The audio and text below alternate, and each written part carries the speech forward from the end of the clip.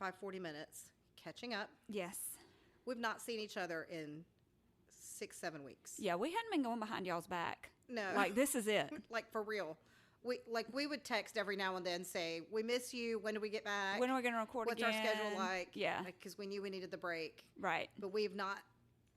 The only reason I knew you had done anything was because you've posted pictures on Facebook and stuff. Yeah. That I have interacted with you that way. But Yeah. other than that, like, we've not talked on the phone. We've not really had a conversation, texting back and forth.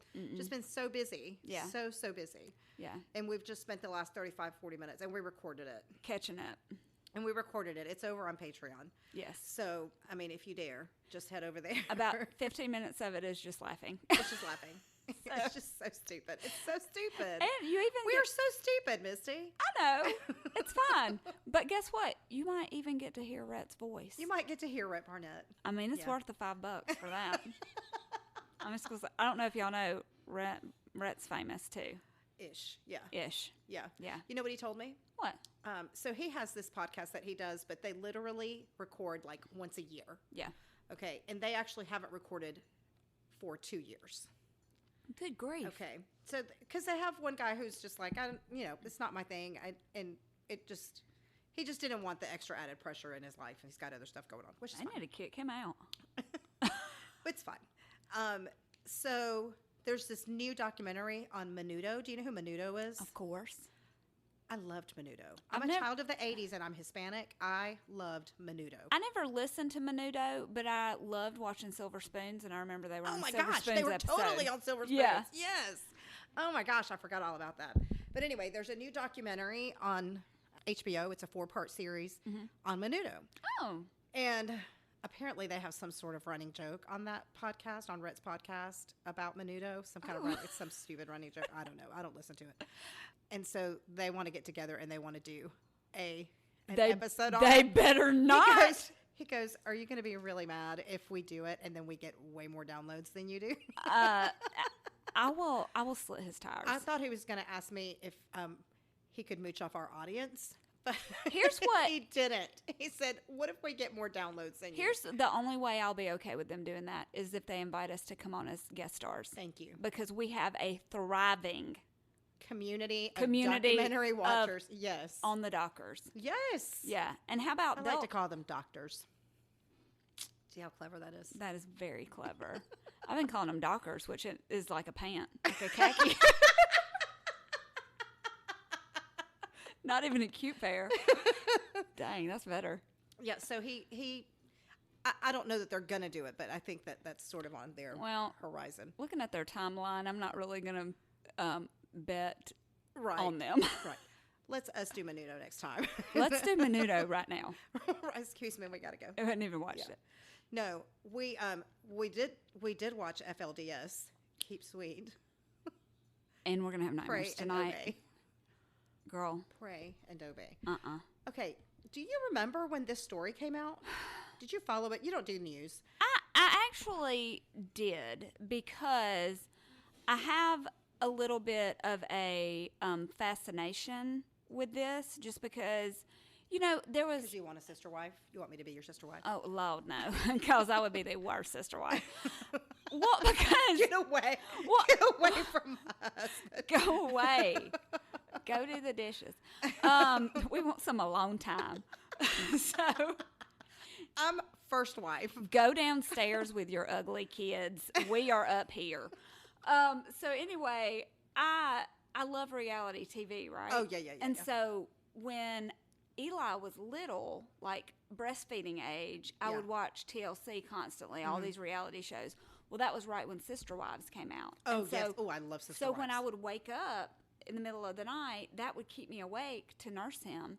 And so I got very fascinated with it because it's so opposite of anything that I could ever imagine doing, But before we get started, I do want to say this because I do have some sweet friends that I love very much that are part of the Church of Latter-day Saints. And so, y'all, please do not get it twisted. This is not beliefs of people. This is extremism. Of your friends who are members of the Church of Latter-day Saints. The Church of Jesus Christ of Latter-day Saints. Right. This is something totally different. I mean, just like we wouldn't want to be compared to Westboro Baptist Church. Westboro Baptist Church. That ain't our kind of Baptist church. Yeah. So here's what I know about Mormons, Misty, about down the middle, mainstream Mormons.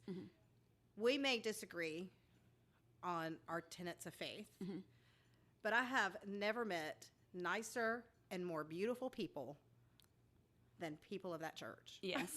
Yes. I defy you to find me an unattractive Mormon. You can't do it. You can't do it. You cannot do it. I defy you to find me a rude, mean Mormon.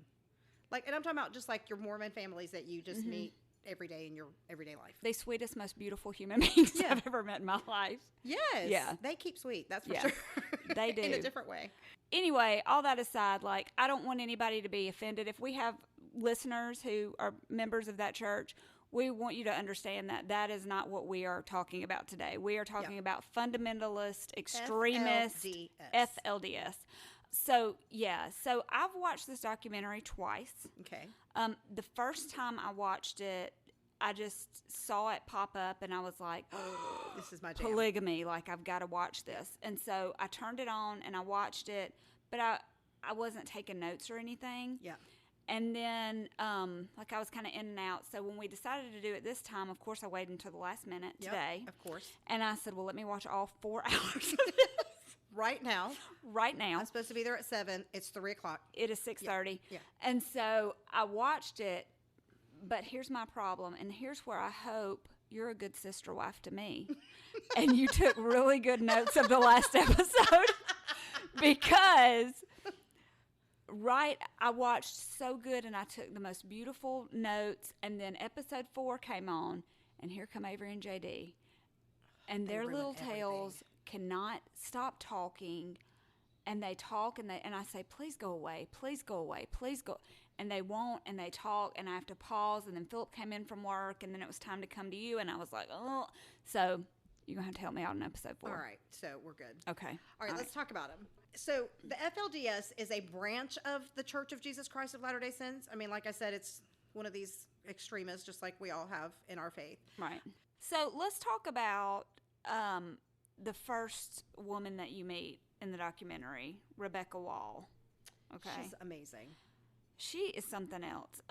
So she was born into the FLDS church, and I know I'm going to say those letters backwards at some point. And she said that she knew. Let's just call it the church, and it'll be shorthand, and we'll know that it's not the actual mainstream church. So she said, that she knew that they were different. She knew from the way that they dressed that they were different, the way that they lived. But it was what she was born into. So that was her normal life. Like, she was the 11th child of her mother and the 19th child of the family. And that was just the way it was. And her mother was second wife. And so she knew that they lived downstairs. She called them the downstairs children. Yeah. And the first wife was the upstairs. There's a hierarchy. Yeah, most definitely. Yeah. And so they were the upstairs children, and she just knew that was their place, but she loved her mother, she loved her father, she loved her other mother, and so it seemed normal to her. Yeah. And what was really interesting is you meet her dad and her mom. Okay, so her dad's name is Lloyd Wall. Mm-hmm. Her mother's name was Sharon, but Lloyd's first wife's name was Myrna. Myrna. Or Myrna, which one or the other. Well, come to find out, they were converts. Mm-hmm. Like, they were not born into the FLDS church. Like, right, which is weird. Which is very odd. Yeah. But Lloyd, he bought into it and was like, several ladies, like, let's go. Right, but now this was before Warren Jeff, so it's before what we know, what we all remember. Right. So it was more of it was still a closed society, and it was still very, the one man ran the whole thing, but it was definitely a lot more. There's a lot more freedom when he joined. Right. Because he was a learned man. Like, he was a professional. Oh, yeah. He owned his own company that made parts for, like, NASA. Rockets. Yeah. And he was, at that time, they were under the... Did you like how Lloyd sat in his recliner? Lloyd was all the way... Lloyd was so comfortable. He was all the way back. Oh, my word. I was just like, that is how I sit in my recliner. I all was the like, time. I wanted to be like, Lloyd, are you okay? Like, and never moved, never got up. Not once. But my goodness, servicing so many women, he's probably exhausted. He's tired. He's tired.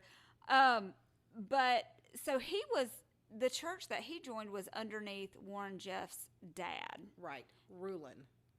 Where are these names from?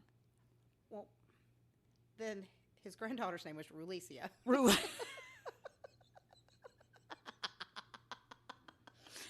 Yeah. Rulin Jeffs.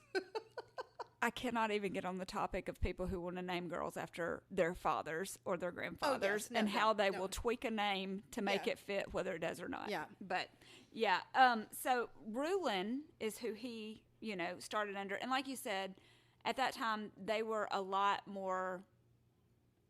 But they had a little more freedom. And when I say freedom, like they could pick the color of their dress. Right, yeah. Like they could have denim. Right. They could pick the fabric. Do not get me started on when that changed. Yeah. He was bought in and sold pretty quickly. Yeah. As a convert. And so his wife, this is one of my favorite parts. So they asked his wife, because his wife was his high school sweetheart, okay? Mm-hmm. Same thing like Philip and I are. And they were like, so, how was it? And he said, Lloyd goes, it was 30 good years. and Myrna said, it was difficult. Poor Myrna. Poor Myrna. Well, what's funny is, he totally bought into it, right? Because then one day they were at church, and the prophet Rulin comes to him and says, hey, I've had a vision, and you're supposed to have another wife. Yeah. And that's how it goes. And it's not like a real marriage. It's not, obviously, you don't go to the courthouse and get married. That's illegal. Yeah. So they're in this closed society, and the guy who rules the society says, it's time for a new wife. And guess who it is? And Sharon, who now, you've never met. Now, in this case, it was someone who was close to his age. Yeah. Relatively close to his age. It wasn't a small child, but at least it was someone his age. And he was like, okay, if I have to. Well, hey, Sharon. Yeah. So, he liked Sharon enough that they had 9 kids, or 14 kids. Well, he said that he literally came to him and said, hey, God said it's Sharon. And he said, well, okay.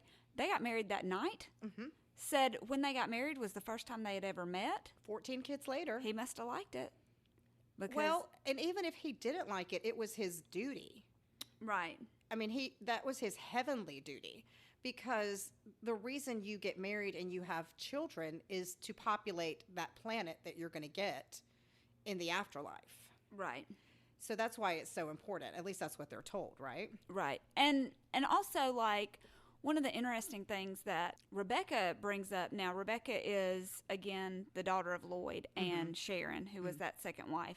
This can get real confusing if you're not because watching they're all, you know why? Because they're all Jeff's last name, Jeff's or Jessup's. Yeah, right. Anytime you see anybody from the FLDS, almost always. Yeah. Because they're all cousins marrying each other. Because it's illegal to be married to more than one person, whenever these second wife children would be born, they would lie on the birth certificate and not name him not name their dad as the father. Like they would name someone else and give them a different last name. Mm-hmm. And so she was saying, to us, that was just normal. Yeah. But we were raised to know, we don't leave here. Mm-hmm. We don't talk about things to other people, which wasn't hard because they were all in this community, and it's not like they're going to the movies. It's super close. It's not like they're going to the mall. God loved their little 4th of July parade. Did you? My favorite part of those parades was when those little girls were singing. You know that they were singing, "My dad is American made, born and raised in the USA, with hard-working hands to his big loving heart. My dad is American made." Do you know that song, right? I do. Okay, the real lyrics to that song are, yeah, with her sexy long legs and with her silky long hair and her sexy long legs. My baby is American made. When I heard that was my favorite part. Do you want to know that they ruined several songs for me? They were amazing at ruining songs. When they started singing, onward Christian soldiers, but said onward Prophet Jeff or something. Prophet Jeff's Yes. soldiers. I was like, well, every memory I've ever had of Bible school has just been ruined. It's gone. It's like, gone. I will never be able to hear that song the same way again. Yeah, they were, how about they were breaking a lot of copyright laws? Yeah, they were. And you better be glad you didn't get prosecuted on that. That's what I'm mad about.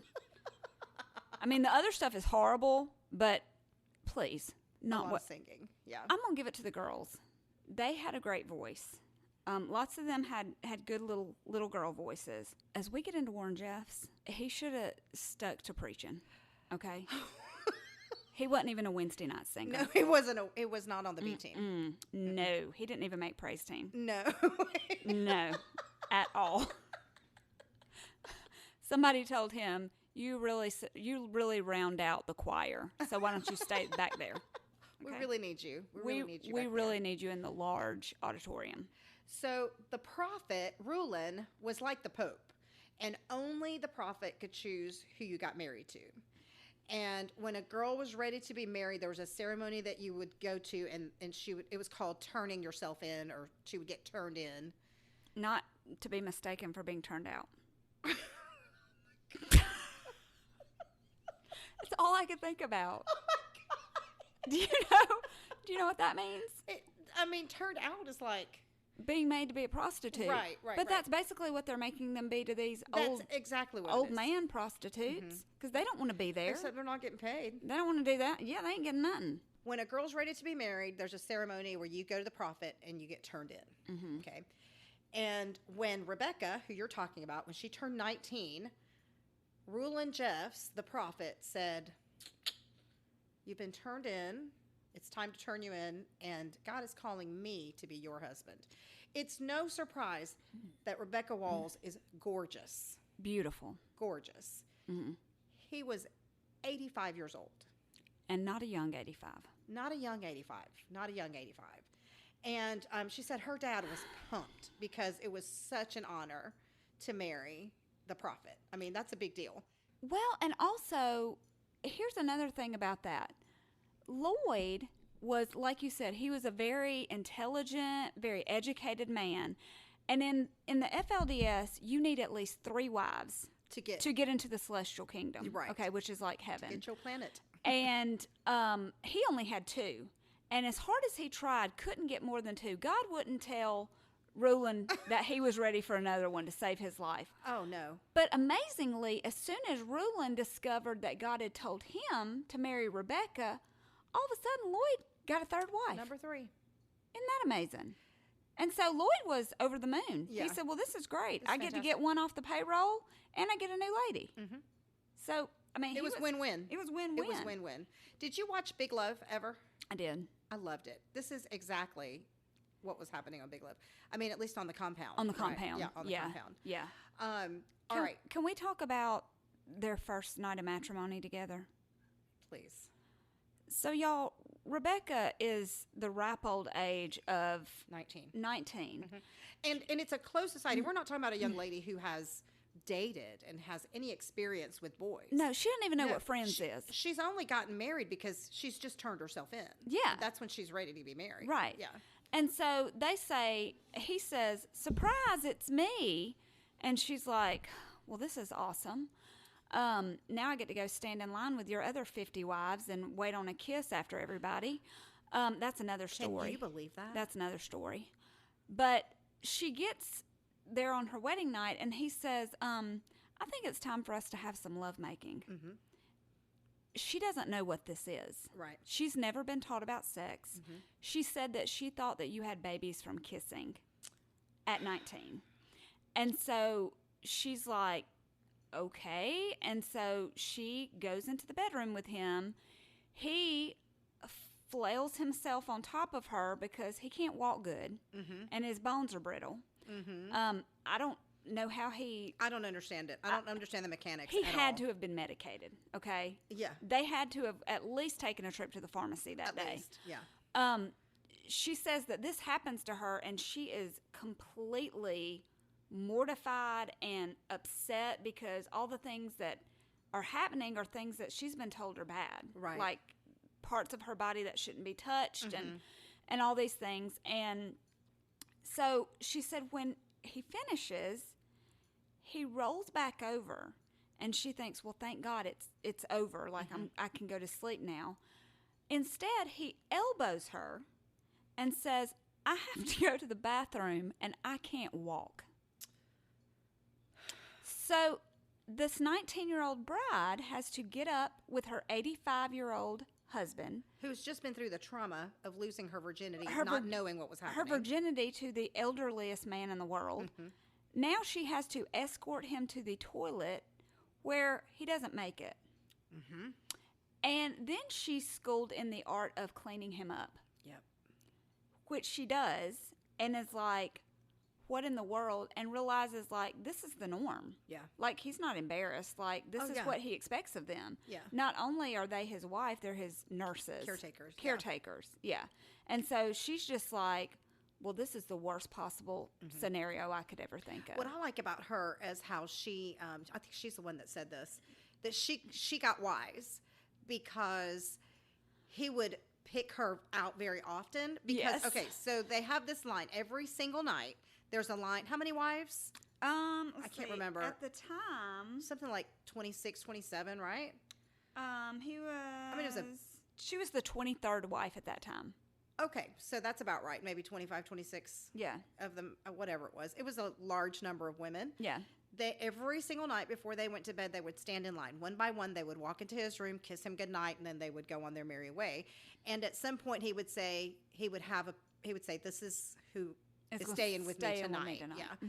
And there was a good reason for why. You know, it wasn't like, I just need your company. He wanted a little something, something. So she seemed to be his favorite, and he would pick her often. And my favorite, I think it was so awesome. I loved her. She said, I finally figured out that if I scratched him and rubbed him, he would fall asleep, and then I wouldn't have to do anything. Right.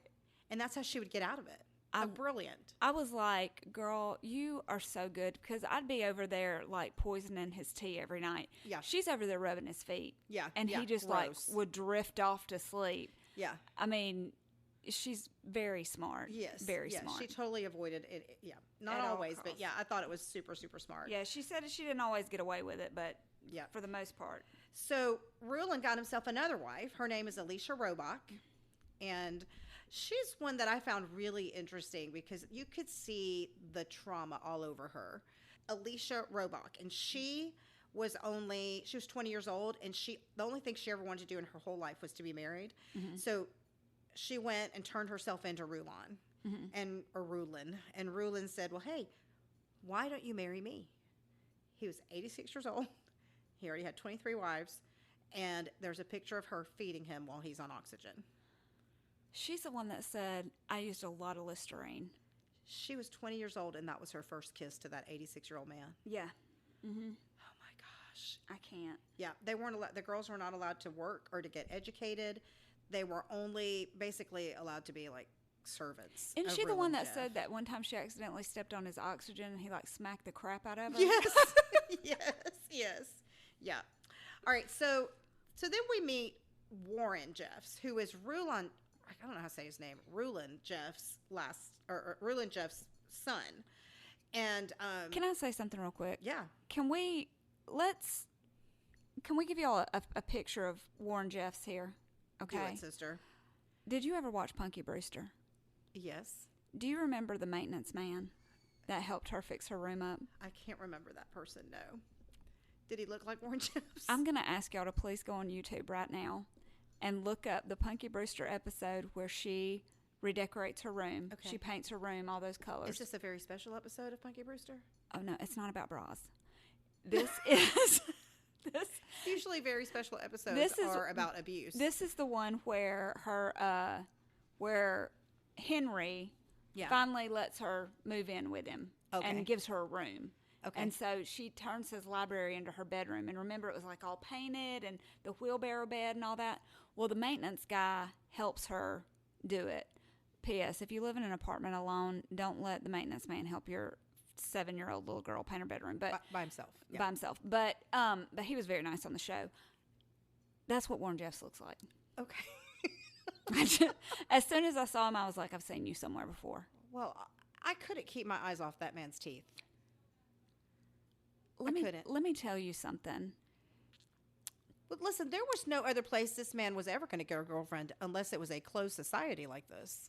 Can I tell you that, and I'll talk about this more later on, but I have a conspiracy theory. Okay. I do believe that Warren Jeffs at some point had watched a courtship.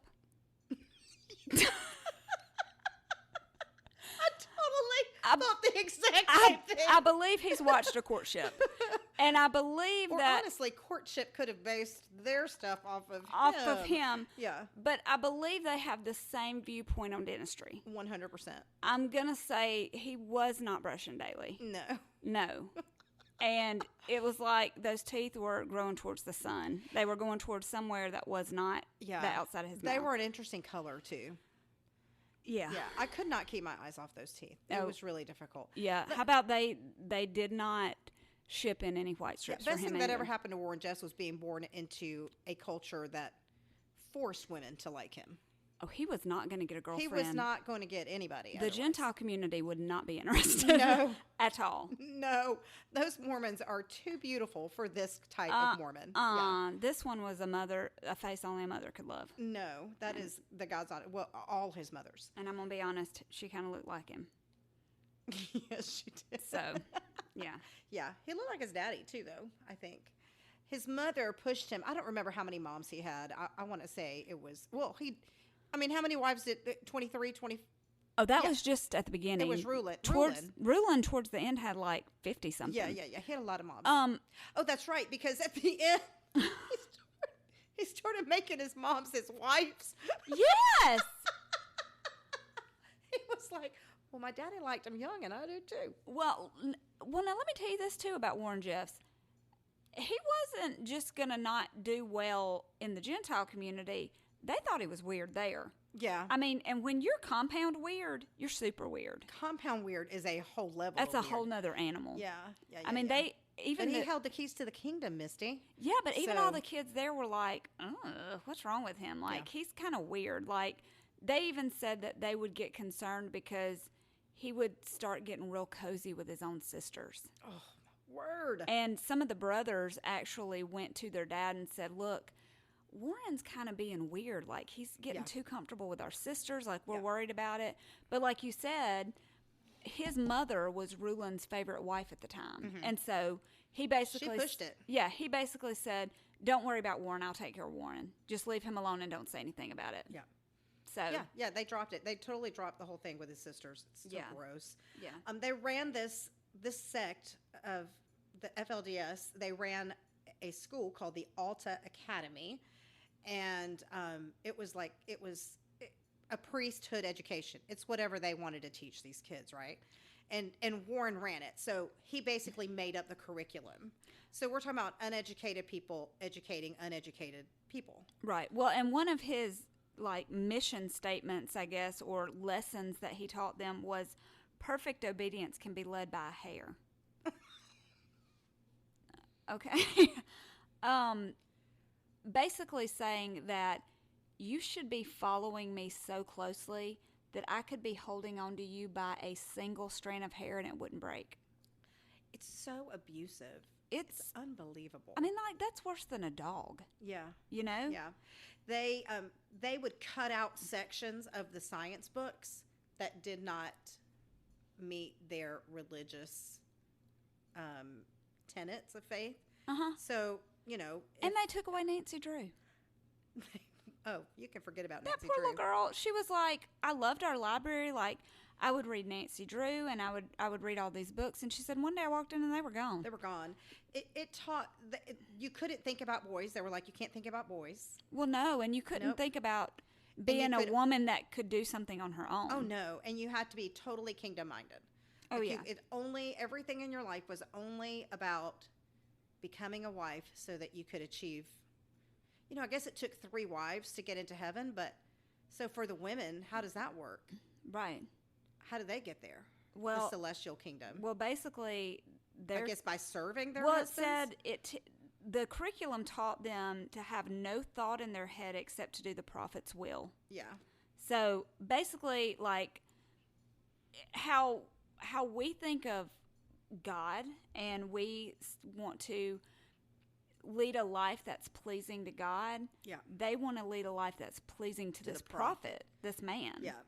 And what's interesting about that prophet is he is self-appointed. Yes. Like, he's just like, He "Hey, just everybody, wakes up one day and says, "Hey guys," I had a vision. and It was from God. guess what? It's me. Guess what? I'm almost God. I will say this, like, I can't believe more people didn't step forward. I mean, if it Yeah. was us today, we'd all be like, it's me. Well, they're completely closed, Misty. They don't have any television. They're not reading magazines. This is Right. This is absolutely the only thing they know. Right. And it's total patriarchy. Total. There's no room for thought, right? So in 1998, Rulon has a stroke. He just slumps over one day, Slumps they over. said. Doesn't recognize anybody. He's disoriented. So that's when Warren says, "Here's my chance." Now, he didn't die. Rulon didn't die right then. Right. It took another couple years before he died, 3 years before But he died. Warren took over all of his care. But he took over his care. He removed everybody from Rulon's life. He controlled people, appointments. I mean, it was basically Warren taking over for Rulon, because Rulon couldn't do anything. Right. Well, Warren, during this time, was when the Olympics were in Salt Lake City. uh-oh. Listen. I mean, know. we're about to have the World Games. He was not here. No, that might be actually the end of That might be Birmingham, it. But I'm going to say that's over. Did you know there's expecting like tens of thousands of people? I'm going to say that might be the end of the world, but it's going to be because of parking. Parking is going to be a Uh-huh. you do not want to go downtown for the next. My husband got to work down there. Does he? Yes. Is he in the circle? Yes. He's inside the circle? Yes. He's got to get his car checked for bombs and all that stuff. I mean, I better not be driving up there That's with what him. my friend Dayla was telling me, that my friend, like, you don't know her. That's my friend Dayla. I don't know if you've ever met her. I know who Dayla is. Yeah. She was telling us she works for the county, and she's like, we're going to have to get our cars checked for bombs. And Oh, yeah. but they're trying to work from home as much as possible those 10 days. See, well, he can't. He has to be on site. Yeah, he has to be on site. Yeah. Oh, Yeah. my gosh. What a bear. Oh, So my that's gosh. going to be a lot of fun. All But, right, but in Salt Lake City, they had the Olympics, and run by one of my favorite Mormons, Mitt Romney. Oh, okay. Anyway, Warren Jeffs said, "Hey, Salt Lake City's going to be destroyed, and we got to get ready. Hey, guys, here's a heads up. End of the world. It's coming." Those 3 rings mean Do you something love different. it when even in our faith, every now and then, somebody will come up and they'll be like, "God's giving me a message. New Year's Eve this year, it's coming."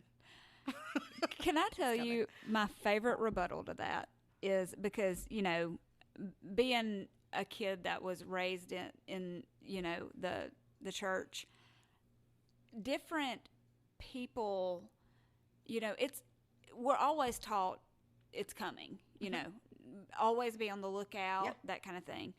But like as a kid, it used to scare me. Oh yeah, of course Like, it because did. I'd be like, oh my gosh, like, is it gonna, like, every time a storm would come, Oh I'd yes, be like, a is heavy it, wind I'd be like, is it Jesus? Yeah. Is everybody here? every time. Like, it would scare me so much. And then one day, I had asked my dad about it or something, and he said, well, I said, do you think so-and-so's right? Like, do you really think it's going to happen in his lifetime? And he said, well, I mean, I don't think God would tell him and not tell Jesus.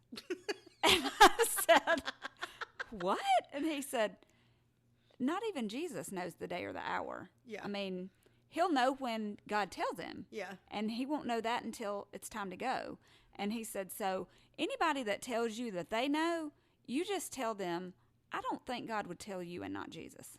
It's my favorite. Like every 3 or 4 years, some prophet on TV will come along and they're like, God's told me. Do you ever watch Parks and Rec? Yeah, I love Parks and Rec. Do you remember the cult that would always rent out the park? If Catalina was out here, she could probably tell you For the script. once a year, and they Yes. would, Yeah. they bring their recorders and I love it. The last time it happened, people were like selling their homes and Oh, yeah, buying they MREs. totally expected it. Totally Yeah. expected it. Well, this is what happened. Salt Lake City that was going to be destroyed. And so Warren said, everybody's got to move to Short Creek, or Short Creek is what they called it. Short Creek. Short Creek. I've always, see, now, I know about a crick, but it's in my neck. Sometimes I get a crick in my neck. Yeah, it's funny. They all called it Short Creek, but it's Short Creek. And so 10,000 FLDS people moved to Short Creek. First of all, 10,000 of them. Yeah. That's not a small group of people.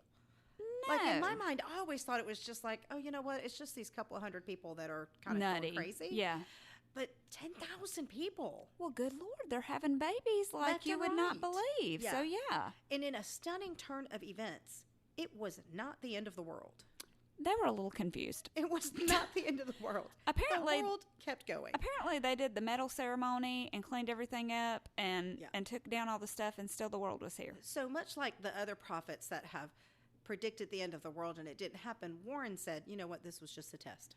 And you know what Warren's thing that he would tell them when things didn't happen that he said were going to happen? What he would say to them is, if you don't understand it, put it on the shelf. Yeah. So Move along. basically, if it doesn't make sense to you, Move along. don't ask me about it anymore. Yeah. It doesn't have to make sense. You just have to believe it. Right, you just Yep. have to know that I'm right. Yep. After the Olympics, Rulon dies, which confused people because he was supposed to live forever. Well, yeah, he was not supposed to die. And actually, if he did die, he was supposed to raise back up as a Right. young man and give them a bunch of children. Right. So he kind of did because Warren Jeff says, hey, Look at me. I'm Rulon. You can, whatever he has to say, Rulon is speaking through me. Right. And so he became the new prophet. Mm-hmm. And people totally bought it. They were like, oh, okay, that makes perfect sense. What I really enjoyed, which is one of the things that I do not like at all, is the photo sessions they had at the funeral. Oh, my word, Misty. The photography was extensive. It was a lot. Now, those Mormons, they do like to keep good records. But like family portraits by a casket, I'm not down. I'm sorry. Hey, I love. hey, wife 5, 6, 7. Yeah. Wife, y'all, listen. Wife 18, kneel a little bit. Hey guys, down in the front. Yeah, down the front. 18, 20, Uh-huh. please. A little closer. Yeah. A little closer. Hey guys, this time we're gonna do a serious pose. No. Make funny faces. So many pictures. Now look, I get it. Some people, when they lose a loved one, they feel like they need a photograph to remember them. What I can promise you, Rebecca did not need a photograph. I'm gonna tell you, Rebecca had a vivid memory Yes, she did. that will never leave her Yes, side. she did. Okay. Yeah, she did. So then Warren becomes the prophet, and then he starts marrying his moms. Well, as one does. Yeah, I mean, duh. And then Warren starts exerting control to the point of there's only a certain number of hairstyles that these women can have. Then comes the oval. The Can I please tell you, if you only watch this documentary for one thing, it is the FLDS hair tutorial Absolutely. video guideline on how they teach how to do these dramatic hairstyles, one of which they call the oval, which is basically a sea wave on top of your head made out of your bangs. So stiff. They were getting hairspray from somewhere. Well, I thought that the oval was every single hairstyle would make your face look oval because that's just they wanted everybody to be the same. Oh, I was under the impression that the bang created such an arch, Right. it would create an oval in your face. It could be that too. I mean, I wasn't aware Either that explanation works. I wasn't aware that the oval shaped face was the holy face, but apparently it is. I'm glad I'm oval. I had to go look at mine. Mine's not quite oval. Yes, it is. Mm-mm. Mine's more of a heart. Yeah, I guess maybe. I'm kind of oval. I'm kind of like a Yeah. heart. Yeah. Yeah. I don't know that that's true, but Well, good on you. You could join immediately. I could, and I've got the luxurious hair for it. Yeah, and also the temperament. The temperament. That would last 10 seconds. Girl, you know how many times through this documentary I thought to myself, what if they said that to me? Like, That does not work for me. What would I say? And I'm No. like, You're not the boss of me. That's what I would say. And they would say, yeah, we are. girl, Because that's what they did to that Alicia. Yeah. They brought her in, and I think it was Alicia. Yeah, and they said, we will break you. Mm-hmm. You will be a good wife. You do not get to exert any control. No. These are horrible people. Anyway, so then he makes them wear, North Korea, one of the worst dictatorships in all of the world, in world history, really, they only have a handful of hairstyles that you can wear. Like citizens of North Korea, they can only wear their hair, like the women can only cut their hair a certain way. What? Yeah. It would never work. That's how it worked. That's how it was with these people. So you could no longer use the word fun. They didn't do any more plays, no zoos, no videos, no guns. They had to turn them all in. Mm-hmm. They got rid of denim and prints. Everybody had to look alike. And for some reason, you couldn't wear red. Well, I can explain this to you. Okay. When I was a young woman, I was raised by Joyce. And Joyce told me that red is the color of a working woman. And not a woman that goes to the office. And so I was never allowed to wear red lipstick because I'm not going to say what she says. You might have to bleep it out. Okay, go say it. One time I put on red lipstick and she said,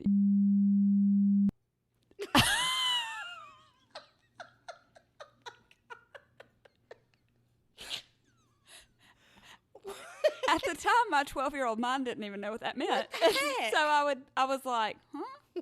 And so I just took that to mean not good. Now that I'm older, I'm like, oh, that was real inappropriate. She said it as a joke because she said that her grandmother used to say it to her. Did she know what it meant? I don't know. I don't know. She might not have known what it meant either. She had a lot of sayings that as I got older, I figured out were not okay. I'm gonna let it go. I'm gonna let it go because I don't think your mom knew what it meant. But I mean, like sometimes I'd say I was going to go do something, and she'd say, "You're going to pee and fall back in it." Okay. She had a lot of cute little. That is. It's such fun. Cute little quotes. Such fun educational Yeah. quotes. Yeah. Yeah. Okay. So red is the color of Seductiveness. seduction. It was too seductive. Okay. All Okay. right. You just So couldn't do you it. couldn't wear red, and Okay. in these dresses, Misty, these dresses. Oh goodness. What the heck? Oh, and he also made them start wearing underwear, not like regular underwear, but like long johns. Long johns. Yes, long johns. Like the women had to wear long johns and these long dresses. And basically it was one style of dress. It's not like they could even embellish these dresses different ways. See, I would get kicked out because they would. No glitter. No glitter. They would come in my room and I would have hidden a bedazzler. Yeah. And I would have bedazzled a neck. I would have bedazzled a sleeve or something. You know what I saw on TikTok this week? What? A hair bedazzler. Me too. I'm 50 years old and I want it so bad. Girl, I want to put some gems in my hair so bad. Oh my gosh. It's I so love them. inappropriate. Yeah. Next Easter, no hats, just hair gems. That's what we're I wanna doing. bedazzle my hair. And you can just stamp them in there. I know. But then I go, what's holding those in? It's just a little glue. Just a little glue in your hair. No, I mean it's I mean, soluble. that's water fine. soluble. That's fine for you who has to get your hair thinned out. Mine's falling out in clumps. No, thank you. I only got 6 strands to begin with. Water soluble. It's water soluble. For you, All right. At some point, they start kicking out boys that are 13 years and older because there's an excess of boys. well, I mean, when you only need one boy to every 57 women, that becomes There's an excess of boys. that becomes a problem. So now they're turning out these 13-year-old boys who've never been to school. They only know manual labor, and they're not in touch with their parents. They're not in touch with their sisters. They're out. They're just getting kicked out. So they're considered the lost boys of Utah. Yep. Yeah. Yep. There's probably thousands of them. Is Oh, my guess. yeah. They've got their own. This is a very close society. They've got their own fire department, their own police department. All the homes in Short Creek were owned by the church, and so Warren Jeffs could say, "You got to get out. You're out." Well, and not only that, but he started making them turn over the men who were educated and owned companies. Oh yeah. He made them sign over their companies to him. Yeah, that's And why so- that Wall guy lost his business. Yeah, Lloyd, because he had control of not only all the property, but now he had control over every penny that was made by anybody there. Right. And so it became like a and these these businesses became multi-million-dollar businesses because they had all this free labor. Mm-hmm. I mean, they were running huge companies and contractors and stuff because they had all these little boys that they make go work. Yeah, that investigator said it's the largest human trafficking organization he's ever seen in his life. Yeah. Yeah. Okay, and then another thing Warren started doing around that time is he would just take children. He would just remove children from people's homes. One of the things, talking about the boys, is they were taught from a very young age that you're not supposed to look at a boy. You're not supposed to look at a girl. Uh-huh. You're not even supposed to like them or have a crush on them because that could cause like static between the line of God and the prophet. Yeah. Like the prophet wouldn't be able to hear Right. who the name God was saying if you liked a boy. Like Right. that would clog up the line. And so That makes perfect sense.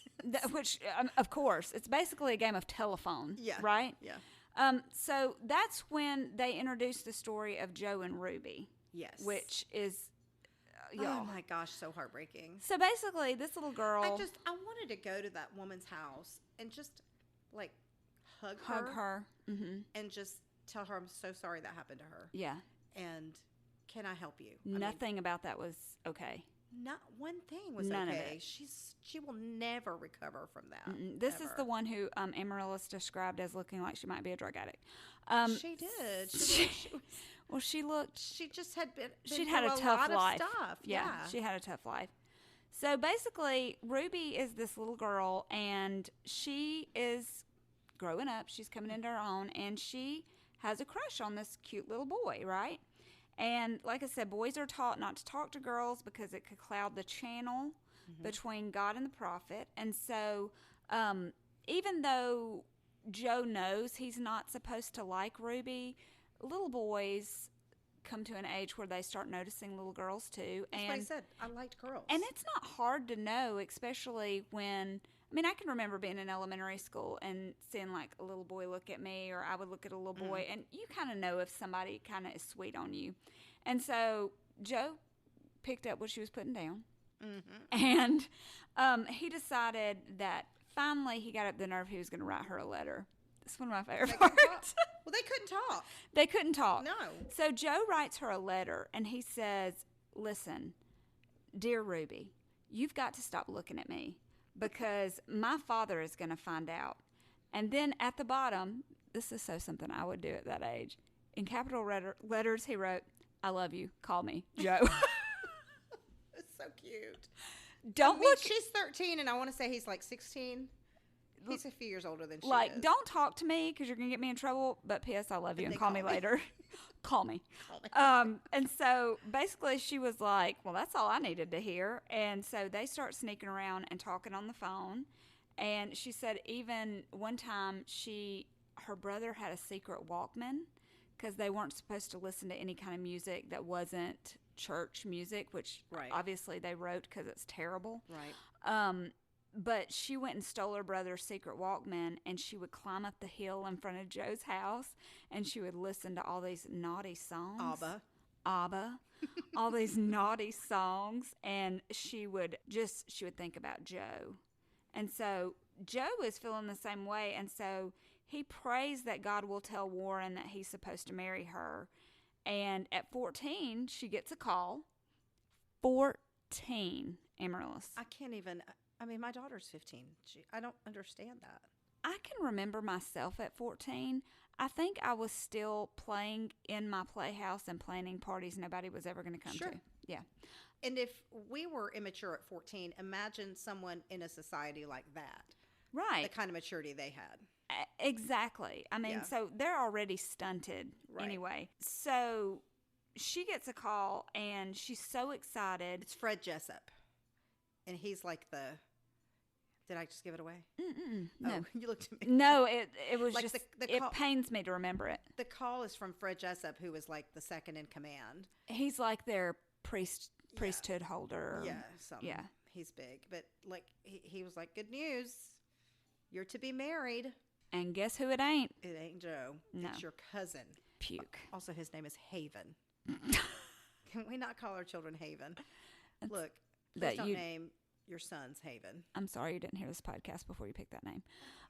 But the reason that they married Ruby off so young is because she was a little spitfire. She said she knew what she had, and she liked to flaunt it a little bit, and she liked to be a little independent and a little out there.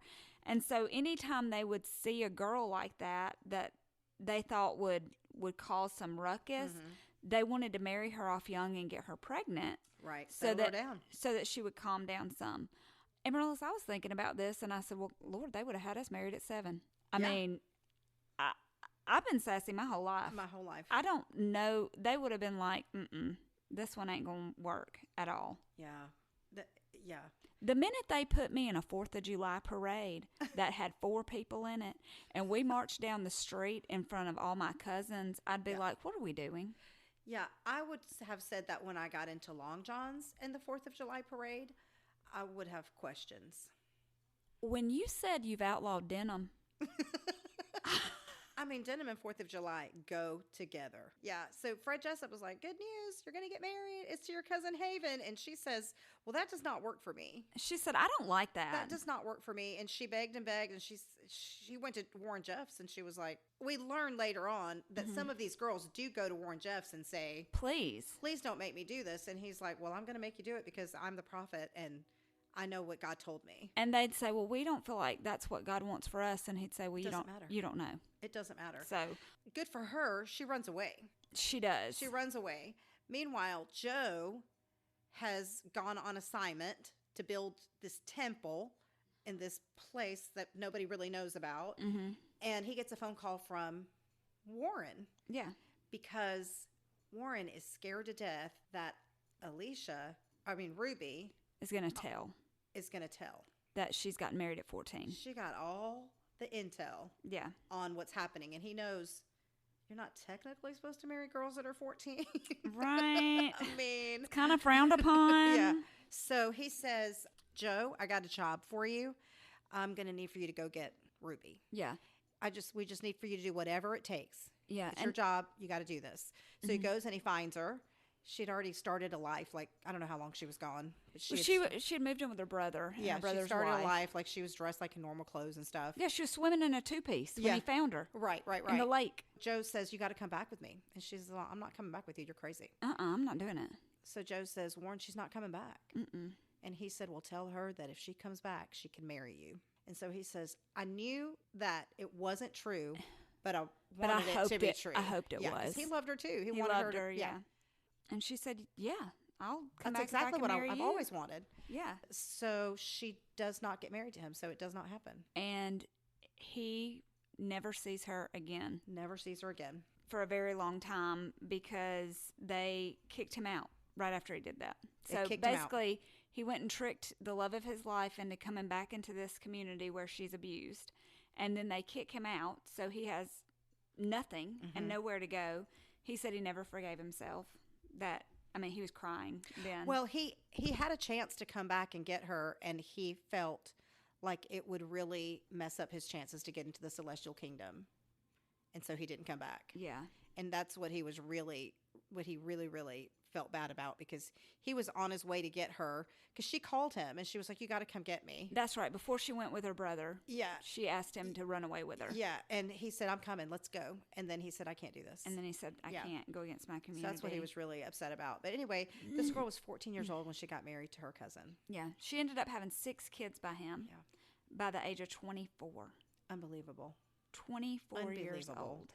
Yeah. Oh my gosh. Now Haven was building a little family of his own too. We find out another cousin, Alicia, and so by this time had Rebecca escaped yet? I don't know. I don't remember. I can't remember if Rebecca had escaped yet, but Rebecca is told Alicia's getting married at 14 to her first cousin, and not only her first cousin, Haven, but she don't even like him. She said he's been mean to her his whole life. She cannot. She can't with him. Because now with Ruby, Haven was her second cousin. Still gross. Right. But for Elisa, that was her first cousin. Yeah. And he wasn't nice to her. And so it was someone she grew up with. He wasn't nice to her. He picked at her. He made fun of her. She said she never felt safe with him.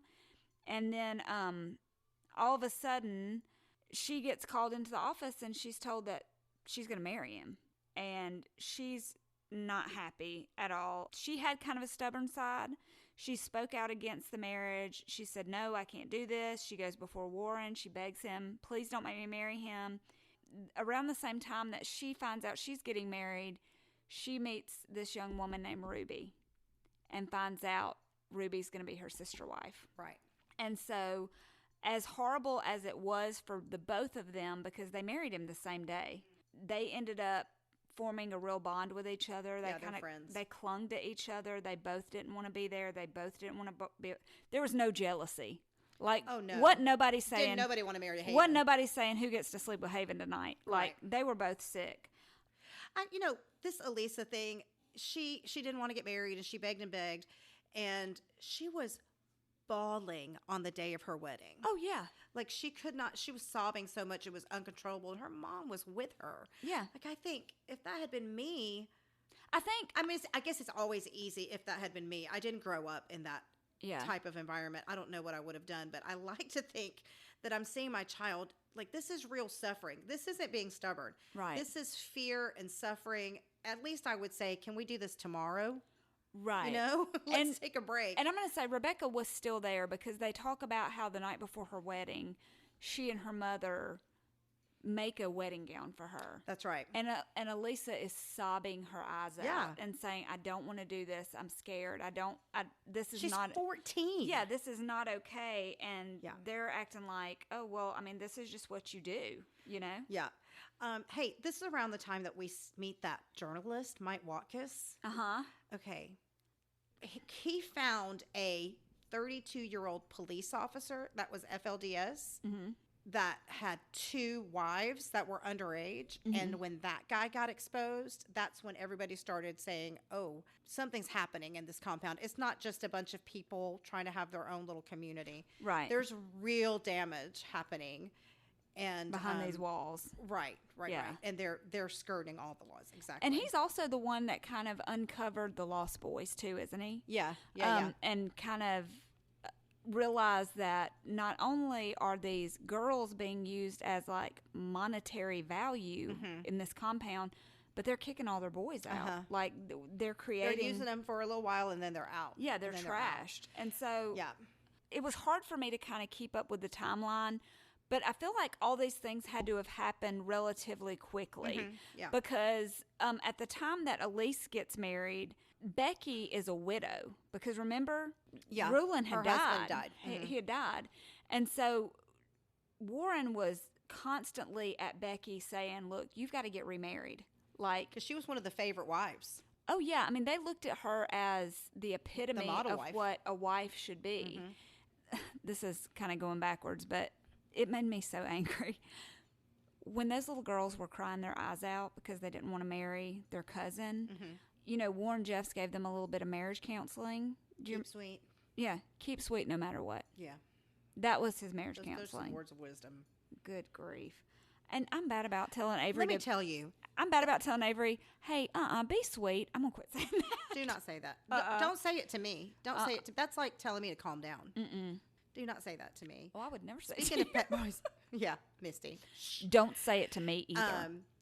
Pet Boys. I went to Pet Boys one time. You know, talking about how much you hate Pet Boys. Never go back to Pet Boys. I went to Pet Boys. I called them up. I said, I need my brakes changed. I need to know how much it's going to cost. And they said, it's this much money, whatever it was. And so I said, great. That's the cheapest I found, and I need it done quickly. So I took it. I went back to get my car. It was twice as much. And I said, well, I called just a little while ago, and you told me that it was going to be. Calm down. Hang on.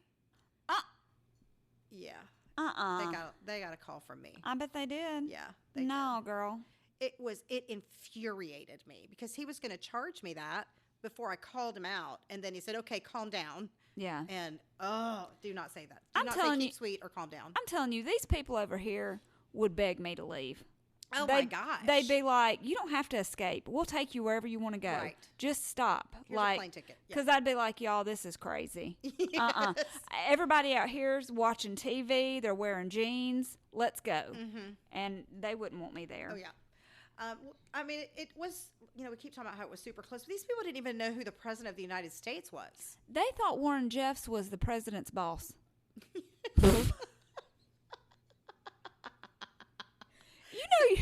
You got some real clout when you're like, hey, the president? I'm his boss. I'm his boss. I tell him what to do. And it's like when Buddy the Elf sees Santa Claus or knows Santa Claus is coming. I know him. I know him. It's like how they were with Warren Jeffs. I know him. Like they're so He's excited. The president's boss. I mean, you a step below Pee Wee Herman. Come on. Anyway. Okay, so Warren Jeffs in 2003, he starts putting cameras all across the compound. Yes.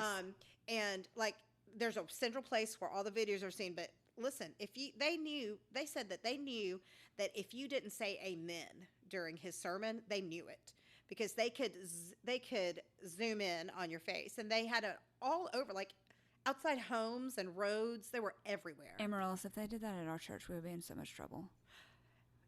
Philip Gillespie might get us to leave. They might, yeah. We would be in bad shape. Also, sometimes when we used to go. Are we about to confess something?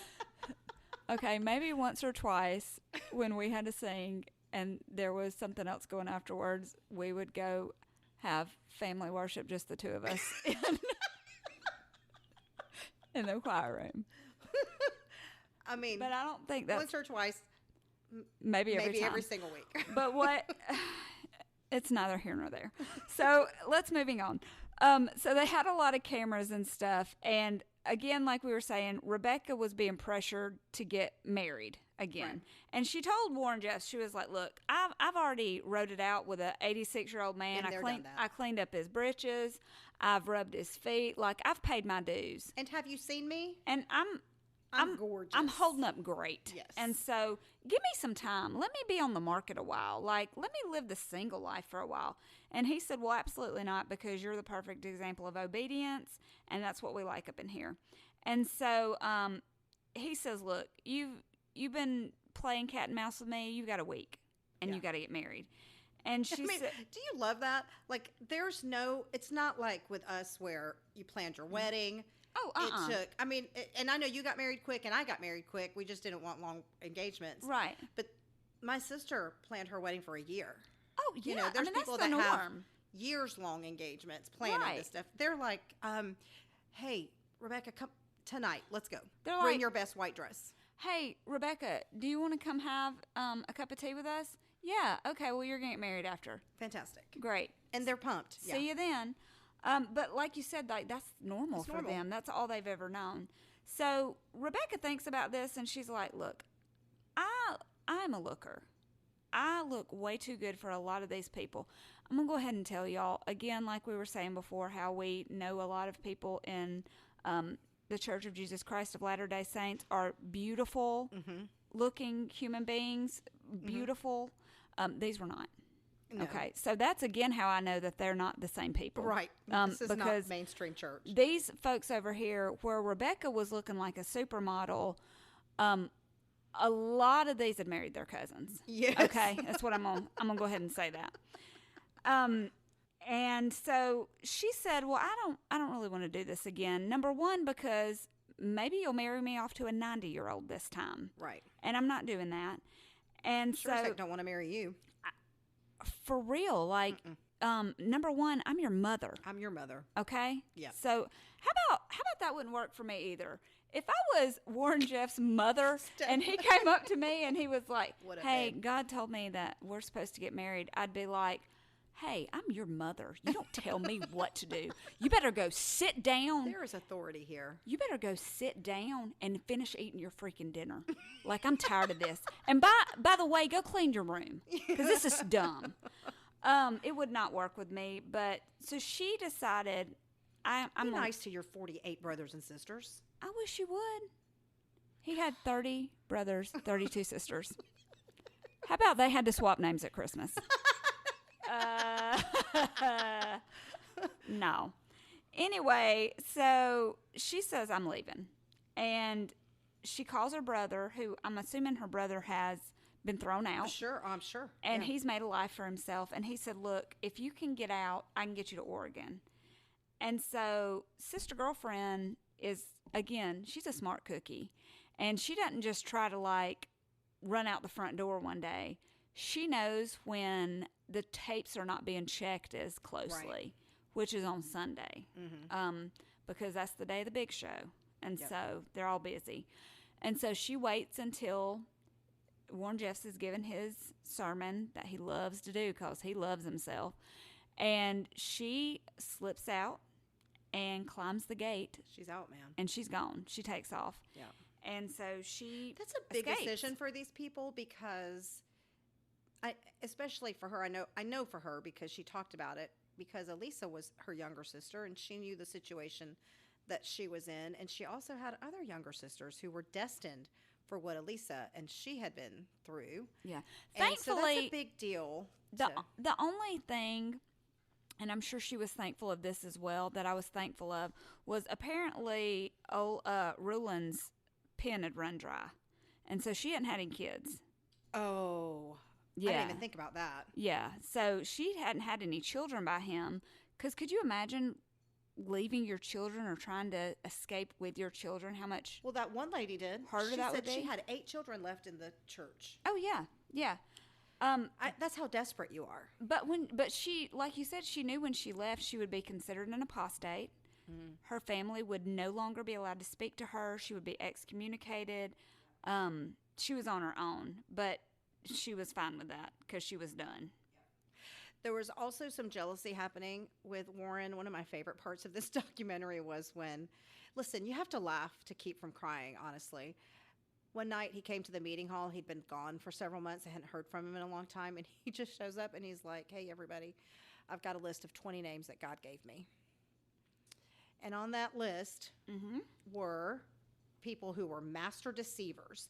And he laid out all their sins for everybody to know, and he kicked them out. And they all happened to be very prominent men, and men who own companies. 4 of them were his brothers.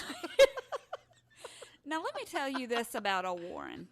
He's petty. He was not. Well, he did not have any nepotism. Like, he was not trying to do special favors for his family. Mm-mm. As a matter of fact, he'd rather get rid of them. Correct. So that really worked out better for him. 4 of his brothers. And in that list was old Lloyd.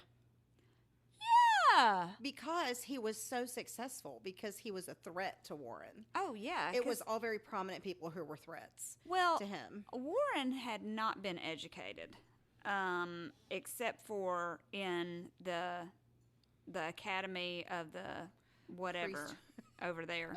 And so he knew that a lot of these men had a lot of intelligence, and if they got wise to him, which, I'm sorry, y'all, you're building parts for aircrafts and spaceships. I would have had him figured out in a couple of days. Right. I'd have been like, I'm not really feeling it. How about if you are the next closest thing to God, you could sing better? Probably. How about that? How about that's a spiritual gift and you don't got it? Yeah. So how about you pray for that, and when your voice improves, then I'll believe you're God. Then we'll revisit. Yeah. We'll revisit Or this. how about just bring the shade of your teeth up a little bit wider. 1 notch. Right. That's we don't it. want them to actually match the streets of gold. Right. How is the coffee overtaking your teeth when they're that holy? Something's not adding up, okay? So they kicked him out. They had dozens and dozens and dozens of wives among them and tons of children. Yeah. So they all got reassigned. And that's the thing is there's no affection, I guess. It's just all duty. So, here they've been married for however long, but they just get reassigned. And so, hey, I'm your wife now. What up? And what's with these men that just leave them? Yeah. And don't even question it. Well, they were told, you can't question it. Don't even say goodbye. Let me tell you, if I was don't say goodbye. If I was in that meeting and they called Philip Gillespie's name and he stood up and they said, you are a master deceiver, you're done, you're kicked out, don't even say goodbye to your wife, or your children. Hit the road, And he didn't immediately look at me and be like, come on, you're coming with me. I would grab onto his leg and I would be like, you've lost your mind. Well, I will kill you with my bare hands before I let you walk out of here without me. well, you wouldn't have the same relationship that you have with him here. Your relationship would be one of duty driven.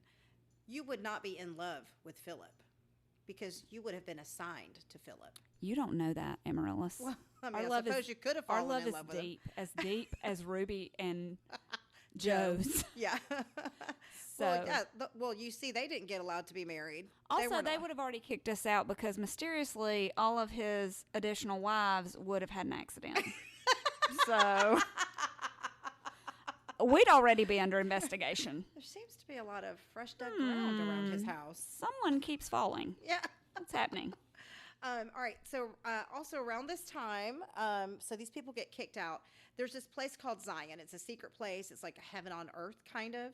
And the way you could get there is the prophet was told by God the name of the people that were allowed to go there. So you got chosen to live there.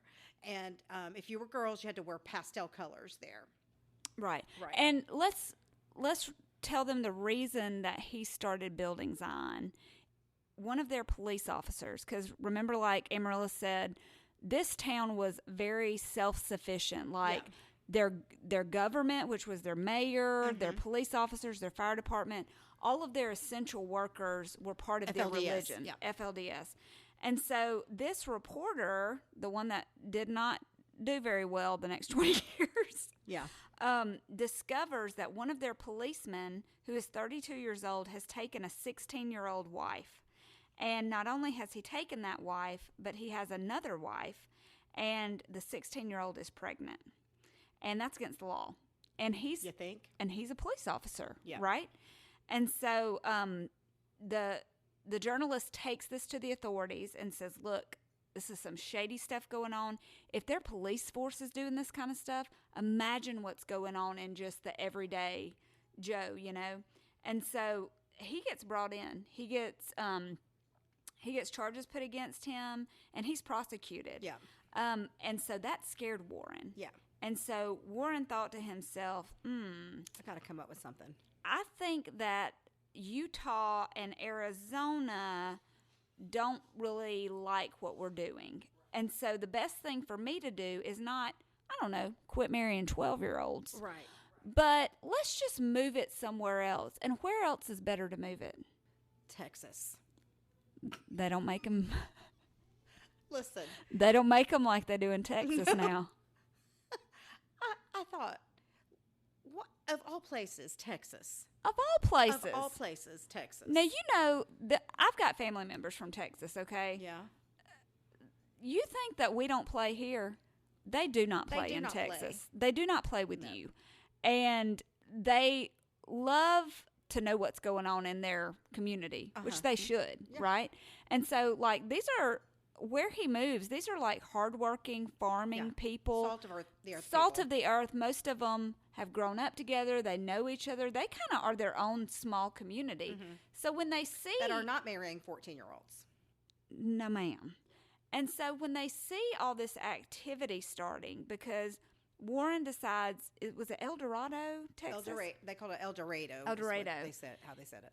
He goes and he buys this huge piece of land, and he builds up walls all around it, and then he starts bringing in his little worker bees, and they start building things. They start building what some people were told is a hunting lodge. A hunting lodge. But they thought this hunting lodge, they could see it via drone or like aerials. What was a pilot? Pilot, that's right. Yeah, he saw it, and he thought And it was like, weird. it's a little big for a... He took pictures. Yeah. So it turns out it was a massive temple. Like, enormous. And then when you see it done, you can't even believe that they could pull this off. Yeah, and this temple is surrounded by all these log cabins because he's got to build new homes for all these people that are moving that there. he's going to bring in. Yep. So he moves all these people there, and one night, this girl goes to the police and says, I'm 16 years old, and I already have a child, and I want to get out. I'm being abused over here at this ranch. They called it something ranch, something Zion ranch. Yeah. I can't remember, the Living Zion ranch, something like that. Something.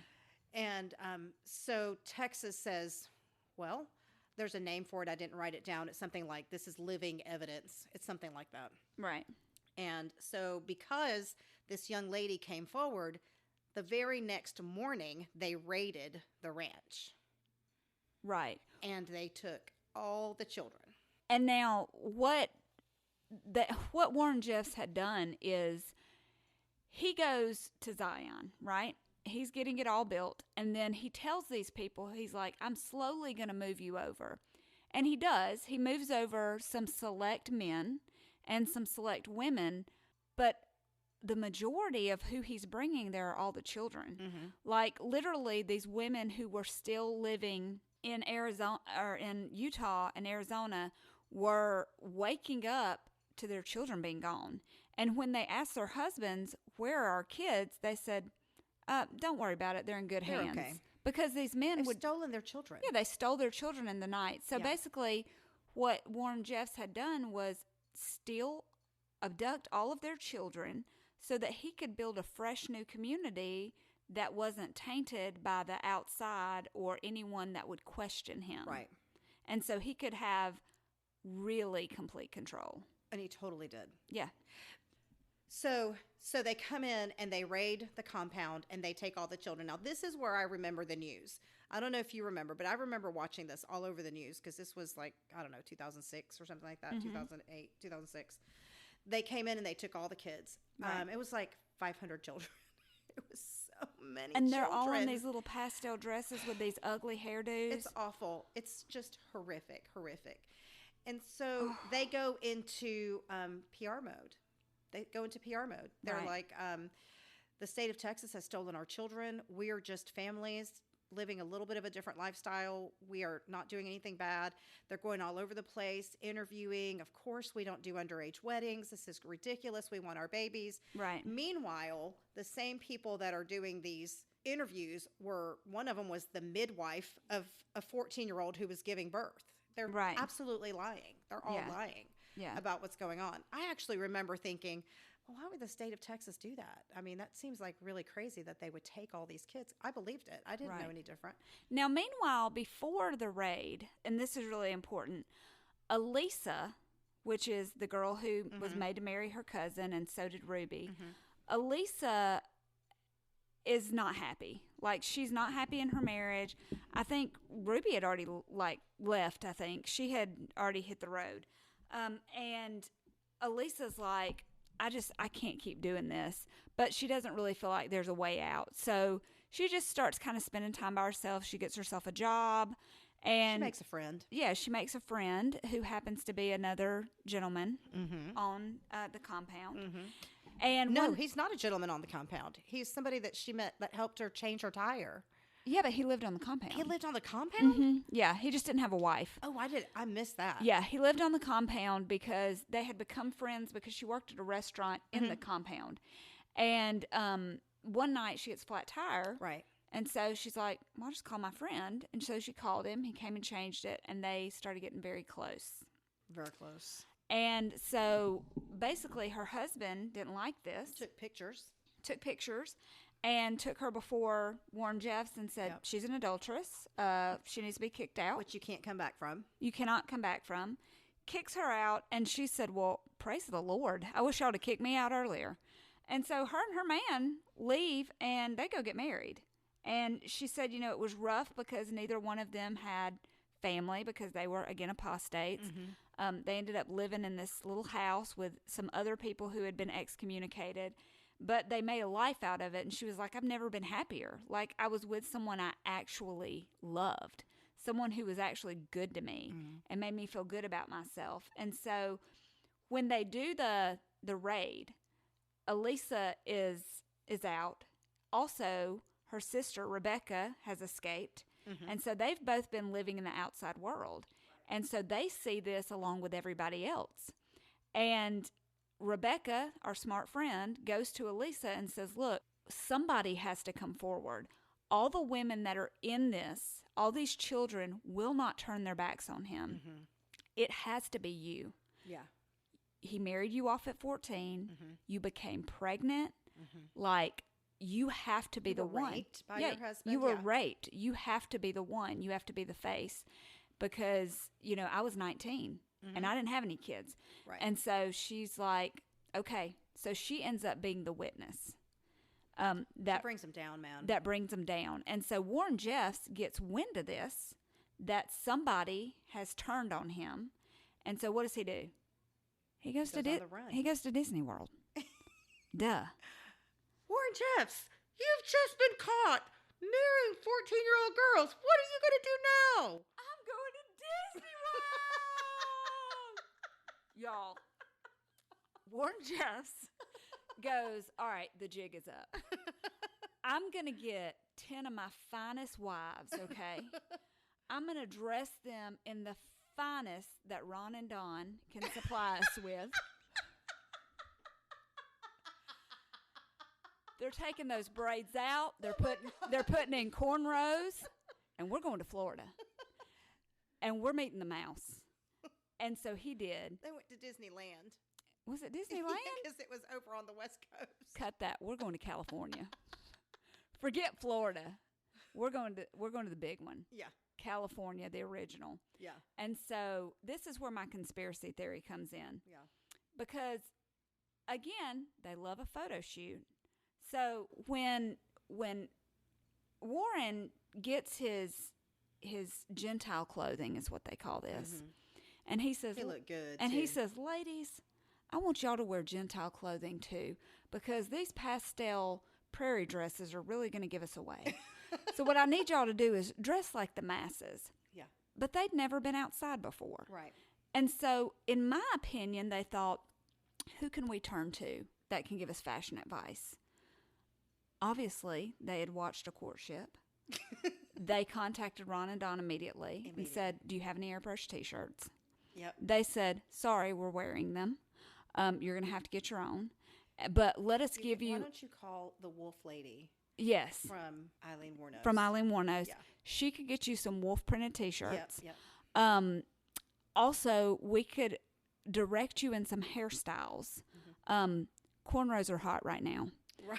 So go ahead and have a couple of your ladies put that in. Yeah. Looks great. You're going to wear this T-shirt. People in the Gentile community love a good, funny graphic tee. So, Warren, what you're going to do is wear this T-shirt that says "One size fits all."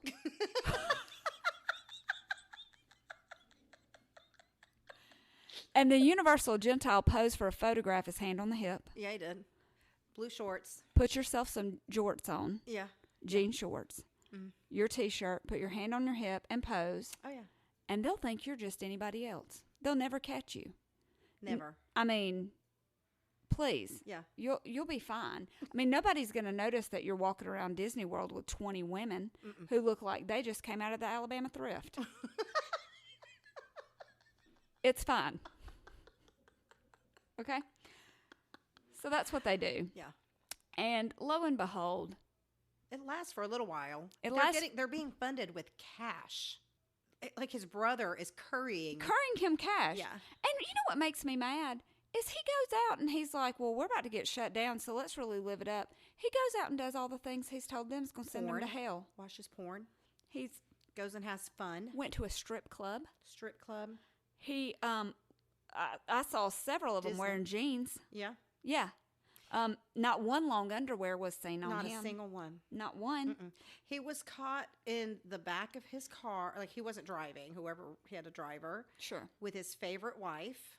Mm-hmm. He had a favorite wife of the 70-something that he had. Sure. And he was eating a salad. You gotta stay healthy if you're going to service that many women. Okay? That's a lot of running around. Right? Yeah. I mean... So they by that point he'd gotten on the top 10 most wanted list. Yeah. Yeah. So they caught him. He was arrested. And so Elisa is thinking, fantastic. What he's done is already, we know that he's marrying off young children. We know that everything, he's funneling money that he's not supposed to be. We know these things. Mm-hmm. He's going to get to go to jail. And they felt great about that. Yeah. What they didn't know were the horrors beyond that they had no idea was happening. Now, let me tell you who else has no idea what was happening. That's me. Oh, no. Because I didn't finish episode 4. So congratulations. I've been a You plethora. didn't finish episode 4, even the first time around? I told you what happened. Well, I know you watched, but you watched it twice, right? The first time you didn't finish it? You know I fell asleep. So, listen. I've been a plethora of knowledge up until this point. Is it my turn? It's your turn to take over the reins. So, they enlisted Elisa and Rebecca, again, for this part of the investigation. Yes. They flew them in to Texas. They went straight from the airplane. Because Rebecca said, listen, if you really want to find out all the details, if you really know what has happened on that compound, somewhere on the compound there are records. There's got to be a video. She said, I know there are very well-kept records because I was married to Rulin. Yeah. And I know for a fact that there's records. I rubbed his feet. Now, I don't know where they are on this new compound, but you just have to look for them. So they got a search warrant. They had picked up Elisa and Rebecca. They go straight from the airport to the tabernacle. The higher up they went, the more things looked a little different. They got to the top floor and they found this, and there's pictures of this, there's video of it. This huge white room. It's empty. Mm-hmm. It's just like this cavernous white room. They said it was so shiny white. You could see it. Everything was painted white. Everything. Walls, floors, doorknobs, everything. Ceiling, everything. Yes. And then there was a curtain, a beautiful curtain hanging that would lead through to some sort of altar. Okay? And at this altar was a bed that was high enough that reached the waist of an adult man. Like, it was really tall. And so they thought, well, this is weird. Oh. And they just took pictures and they moved along. On the lowest floor, they found a vault. And they had to saw through to get into the vault. And then that was their treasure trove of records. Inside this vault were all the marriage records. It was black and white. This child was 14. She was married to this man. This child was 12. She was married to this man. This child was whatever. Like, it had all the marriage records of everything. Like, it was right there. But what they found next was the worst thing. Oh, y'all, I'm finding this out just like y'all. You are about to maybe start crying. It's horrific, horrific. They found audio of a ceremony, Warren Jeffs talking to a young 12-year-old girl, telling her what was about to happen. And his words were all very, you are doing this under the priesthood of God, and this is going to, very spiritual. And he would ask a question, and you could hear the sister wives say, yes, yes. And they were in the room. They were in the room. And they found instructions for the bed. In the records, they found instructions for the bed. It was to be covered in plastic because of the things that would be happening on the bed. Oh, no. And, no. and then there's audio of him assaulting this 12-year-old girl. It is... That's horrible. It's horrific. Like, it makes me want to start crying right now. Eli is 12. It's incomprehensible. You can't. And that was just one. Like, that was just one video, one audio tape. I mean, there's no telling how many times that happened, right? And all this time, even in jail, Warren Jeffs is still leading this church. Like, he calls in still, and he will be on the phone, and they put him on speaker, and 3,500 people in that meeting room will listen into him because he's got a word from God. It's like a mob boss running it from the inside. Yeah.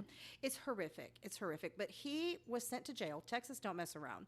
He was Texas sent, do not play. They stacked his sentences one on top of the other. He will be in jail the rest of his life. Good. It was 100 years plus 20 years plus, one of those situations. Yeah.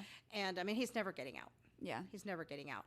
But there are still people that follow him because they don't know. They don't believe. Crazy. They don't believe the things that were said about him. So, here's my question. Were the children returned to their mothers? They were returned to their mothers. This all before Warren Jeffs was arrested. There was a lot of political pressure on the state of Texas to return the children because they were struggling, I guess, finding something. They took all the children and they had nowhere to put them. they not only didn't have where to put them, that's not it. It was mostly, you can't just take children without cause. You can't, even the state can't be like, we're keeping them until we find something. Because you believe They in have this to man. have found something or suspect, right?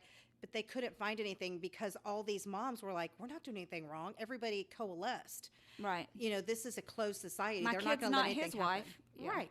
They're all like, no, this is my child. Here's my husband. We all love each other. We're a very loving family. Mm-hmm. So they coalesced. And so there was political pressure on Texas CPS and on the state of Texas. And eventually all the kids were returned to their parents. Wow. Yep. So they went right back into the And so are they still living in that compound? Well, I mean, it's been since 2006 since that happened. So I don't know.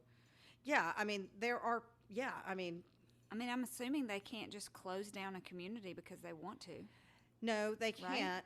You're right. And I know that he still leads the church. I don't know that they do it in El Dorado. I don't know why they wouldn't. I mean, it's a privately owned place. Mm-hmm. I mean, the state wouldn't, if something horrific happened in this house, the state wouldn't confiscate it. They would only investigate and then turn it back over, right? So I assume that's what happened there. Oh, man. So, yeah, it's just horrific. And it's funny because I bet if they are there, though, that they are very closely monitored about marriages and what's happening with the young women. Absolutely. I saw this come up, and I've followed Warren Jeffs since the beginning. I've always thought it was such an interesting story. And the first thing you want to do is just laugh. You're just like, oh my gosh, these people are just so crazy, and why would they live like that? And their hair, and we did some of that today too. But in the end, it's just so sad. Again, just like with these other cults, when we did the Courtship, the courtship, the yoga guy, oh yeah, like Bikram. Bikram. Why do people follow the ugliest men in the world? Like, name me one attractive cult leader. Not a single one. You can't do it. I challenge you. I challenge you to find me a cult leader that does not look like he's nuts or just is not cute. Yeah. Please. We're going to win that bet. Anyway, so there you go. We watched it. It's crazy. It's crazy. It's crazy. It's crazy. You need to go back and watch the end of that. It's pretty unbelievable. Well, now I don't want to. It's horrific. Yeah, okay. You might not want to. Yeah. That's fair. But I will say it's worth the watch. Like, again, it is sad. It is horrible. It is devastating. But you got to get a load of that hair tutorial. It's worth it. We should put a timestamp. It's worth the watch. We need a timestamp. I tell you. Yeah. Well, what are we going to do next? Are we going to go back and talk about those? We are doing conjoined Bound twins? by Flesh. I totally watched that before we went on a break. Did you love it? I don't know that I loved it, but it was crazy. I mean, it's got a lot of content. It does. But I felt so bad for those people. Oh my gosh. But hey, I did feel bad. Listen, when they got married and one of them had a baby. Okay. All right. Y'all, this next episode is about a set of conjoined twins from the 1920s. One of them got married and one of them had a baby. And how many times through that thing did you go, all you needed was a pair of scissors? All you needed was a pair of scissors. That's it. Yeah. They could have changed their lives. Tune in next week. Yeah. Bye. We've been here so long. Okay. All right. I will see you next week. Bye. All right. Bye.